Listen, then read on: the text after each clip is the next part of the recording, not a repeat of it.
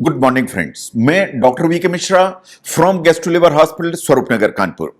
आज मैं बात करूंगा फैट्स के बारे में।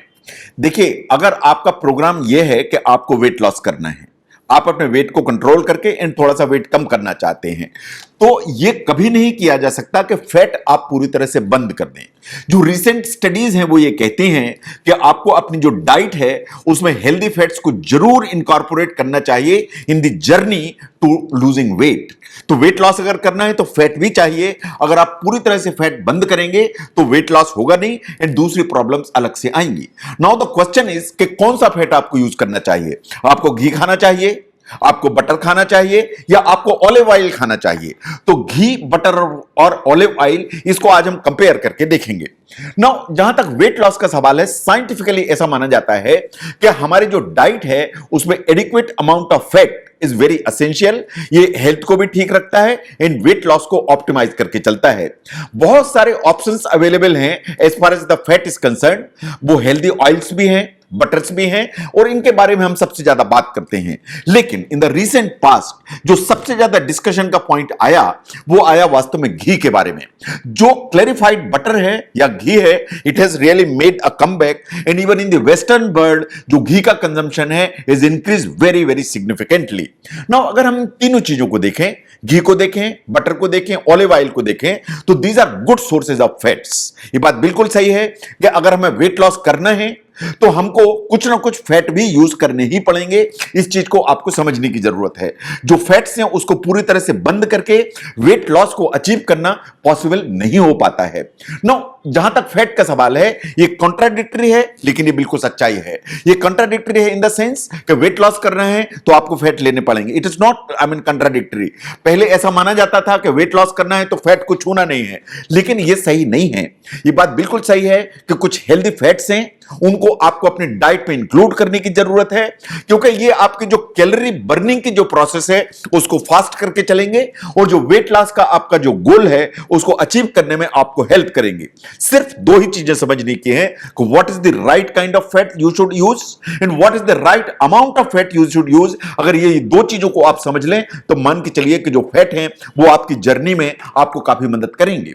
नाउ जब आप फैट इस्तेमाल करते हैं तो ये आपको कैसे हेल्प करते हैं। नंबर वन, जब आप फैट इस्तेमाल करते हैं तो आपका जो पेट है थोड़ा सा लंबे समय तक फुल महसूस होता है।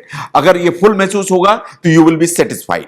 आपको जो एक सेटाइटी रहेगी तो आपका ओवरऑल जो एक खाना है या कैलोरी कंजम्पशन है वो कम हो जाएगा। अगर आप फैट यूज करते हैं तो आपको vitamin A, vitamin D and vitamin E ये बिल्कुल ठीक मात्रा में मिलेंगे। नंबर तीन, आपको यह समझने की जरूरत है कि जो हमारी बॉडी में इंसुलिन बनता है उसको ट्रिगर करने का जो काम है वो कार्बोहाइड्रेट्स करते हैं। जो फैट्स हैं वो कभी भी ट्रिगर नहीं करते हैं इंसुलिन की रिलीज। तो जो इंसुलिन है वो ओबेसिटी के लिए सबसे ज्यादा जिम्मेदार माना जाता है। तो चूंकि फैट्स इंसुलिन के रिलीज को जो है ट्रिगर नहीं करते, तो शायद जो ओबेसिटी है उसको भी ट्रिगर नहीं करते हैं ये।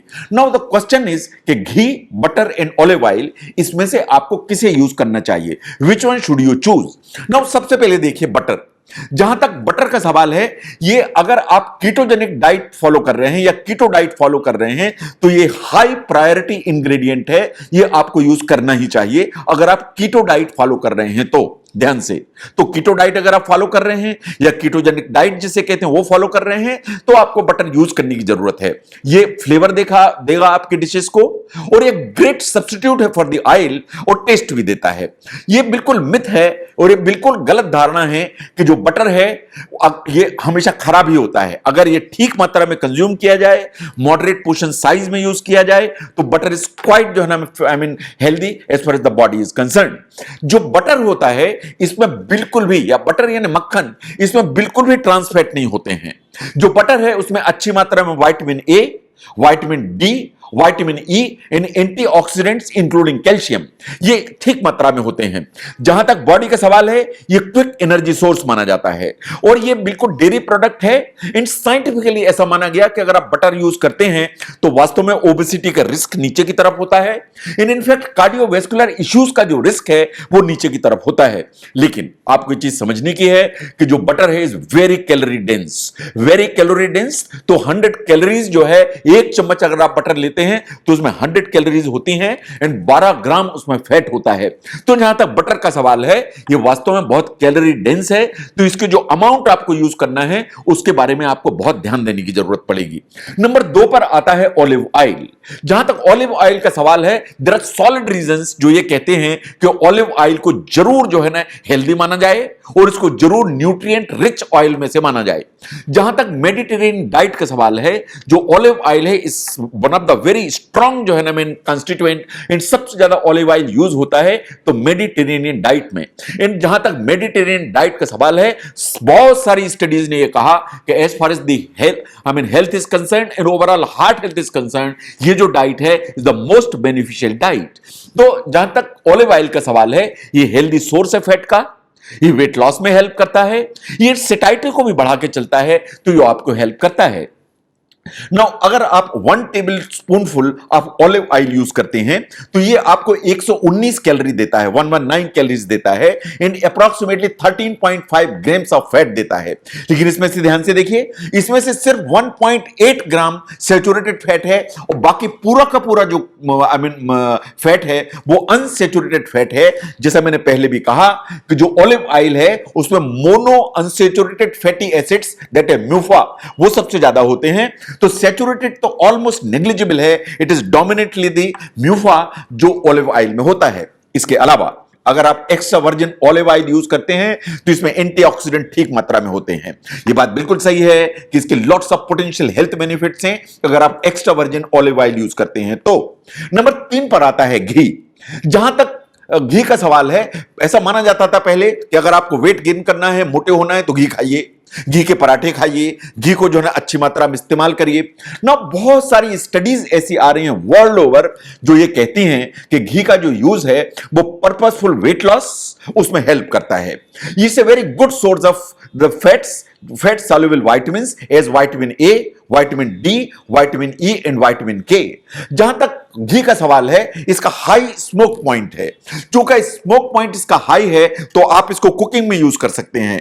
जो भी इस तरह के जो ऑयल्स होते हैं जिनका स्मोक पॉइंट ऊपर की तरफ होता है, दे आर द वंस जो आप यूज कर पाते हैं कुकिंग में, तो घी को यूज किया जा सकता है फॉर कुकिंग।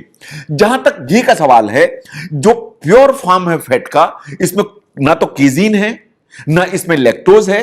तो अगर आपको डेयरी से प्रॉब्लम है, मिल्क से इंटॉलरेंस है, तो भी जो घी है आप इसको बिल्कुल इजीली यूज कर सकते हैं, घी से इंटॉलरेंस नहीं आएगा। सिर्फ एक ही चीज समझने की है कि घी का जहां तक सवाल है कि एक सर्विंग स्पून आप घी लेते हैं तो उसमें 115 कैलोरीज होते हैं। इसमें 9.3 ग्राम सैचुरेटेड फैट होता है, इसमें सैचुरेटेड फैट काफी मात्रा में होता है। जहां तक कोलेस्ट्रॉल का सवाल है, साइंटिफिकली इसमें 38 ग्राम्स ऑफ कोलेस्ट्रॉल होता है। तो जो कार्बोहाइड्रेट्स वो बिल्कुल भी नहीं होते हैं। तो घी को अगर हम देखें तो ये वास्तव में बहुत कैलोरी डेंस है, तो इसलिए इसको अगर यूज करना है तो बहुत मॉडरेट अमाउंट में ही यूज किया जाना चाहिए। नाउ इन 3 में से किसे चूज करें आप? देखिए, बटर है, घी है, ऑलिव ऑयल है। अगर आपका weight loss is a primary goal तो आपको देखने की जरूरत है कि कौन सा फैट आप यूज करें। ये इस पर डिपेंडेंट है कि आपका प्रेफरेंस क्या है, ये इस पर डिपेंडेंट है कि आपकी लाइफस्टाइल कैसी है, ये इस पर डिपेंडेंट है कि आपका फूड कंजम्पशन किस तरह का है। जहां तक घी एंड बटर का सवाल है, ये डेयरी से बनते हैं, ये दोनों जो है मिल्क से बनते हैं। तो अगर आप वेगन डाइट फॉलो करते हैं, इसका मतलब यह है कि आप मिल्क प्रोडक्ट यूज नहीं करते हैं। अगर ऐसा है तो घी एंड बटर आपकी जो डाइट है उसमें से बाहर हो गए, वो बिल्कुल यूज नहीं किए जा सकते हैं। और अगर आप कीटो डाइट फॉलो कर रहे हैं तो बटर एंड घी दोनों के दोनों they are supposed to be the excellent choices, इन इसको आपको यूज करना चाहिए अगर आप कीटोजेनिक डाइट फॉलो कर रहे हैं तो। नाउ जहां तक बटर का सवाल है, ये वास्तव में बात सही है कि ये बहुत कैलोरी डेंस है। चूंकि ये कैलोरी डेंस है तो इसकी जो अमाउंट है उसको आपको वॉच करने की जरूरत है। ये बात सही है कि जो फैट है वो तीनों में ऑलमोस्ट इक्वल है, but of all the things जो ऑलिव ऑयल है उसमें मोनो अनसैचुरेटेड जो फैटी एसिड्स हैं, जिसे म्यूफा भी कहते हैं, उसकी अमाउंट काफी ज्यादा है।